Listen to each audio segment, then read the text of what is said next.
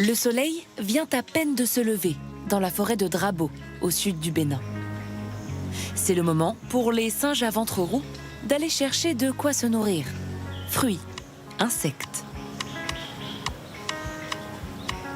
Aller voir s'épouiller tranquillement, on en oublierait presque qu'ils sont les derniers de leur espèce.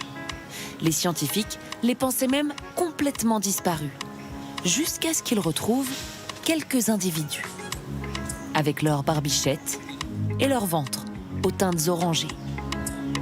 Ils les ont installés dans cette forêt, créée de toutes pièces, pour eux. Louis participe à cette aventure depuis le premier jour. Nous sommes arrivés dans le village ici en 1995, avec le grand tabla qui nous a attirés à venir dans le village. C'est cet arbre de 200 ans, 38 mètres de haut, qui a convaincu les scientifiques d'installer ici la réserve. Regardez cette photo, prise en 1998. Même arbre, mais tout autour, rien que des champs. Toutes les terres étaient exploitées. Pendant des années, les hommes ont abattu les forêts pour trouver de l'espace. Ils ont aussi détruit l'habitat naturel de ces animaux.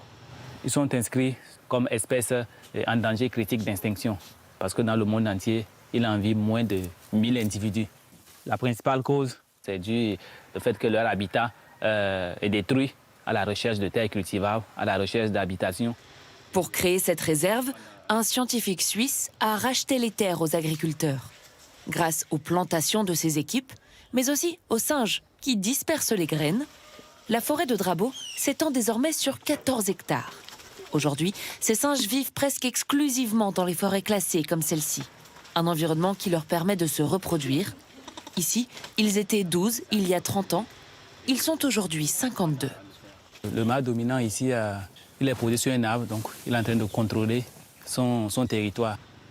Et de notre visite dans la réserve, il ne perd pas une miette. Ils sont curieux. Ils nous suivent quand on avance dans la forêt. Afin d'assurer la survie de l'espèce, la forêt doit être constamment entretenue. On enlève les lianes tout autour pour les empêcher d'étouffer la plante. Afin d'éloigner les visiteurs indésirés, ils ont fait de cette forêt une forêt sacrée, protégée par une divinité. Ils savent qu'il ne faut pas y rentrer, il ne faut pas s'introduire n'importe comment. Des croyances qui permettent de limiter la chasse de ces animaux. La forêt se trouve aux abords directs d'un village.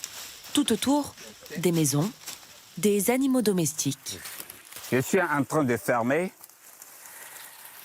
la maison des singes du sanctuaire pour que les animaux, les chèvres et autres ne pénètrent pas.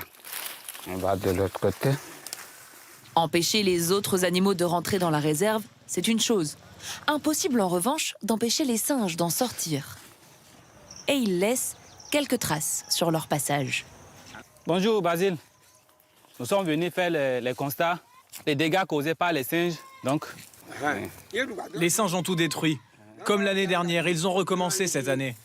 J'ai besoin d'un dédommagement. Je ne vais pas continuer à labourer pour rien. faut pas surtout leur faire du mal, faut pas tirer sur eux. On va compenser tous les dégâts qu'ils ont causés.